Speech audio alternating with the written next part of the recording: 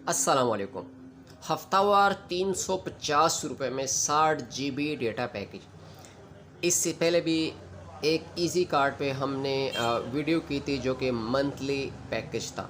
उसमें काफ़ी सारे लोगों ने हमें कमेंट किया, मैसेज की कि भाई आपने तो इसको कोड ही नहीं बताया। तो याद रखें, जो इजी कार्ड होता है या तो ये कार्ड मिलता है कहीं से आप चार्ज कर सकते हो, या आप किसी रिटेलर या फ्रेंचाइज से जाके ये पैकेज एक्टिवेट कर सकते हो। अब ये वाला पैकेज है 350 रुपये में एक्टिवेट होना है। इसके अंदर 60 GB डाटा है और 200 मिनट जो है आप तमाम नेटवर्क पे इस्तेमाल कर सकते हैं। इसका नाम है वीकली इजी कार्ड। तो इसलिए मैंने इसमें आपको वाज़ेह कर दिया कि जो इजी कार्ड होता है उसका एक्टिवेशन कोड नहीं होता, या तो आपको कार्ड मिलता है या किसी भी रिटेलर या फ्रेंचाइज से जाके आप इसको एक्टिवेट कर सकते हैं। यह हफ्ते का पैकेज है, 200 तमाम नेटवर्क मिनट है, 60 GB डाटा है। आप इसको ईज़िली यूज़ कर सकते हैं, कहीं से भी आपकी मर्ज़ी आप इसको एक्टिवेट करा लें।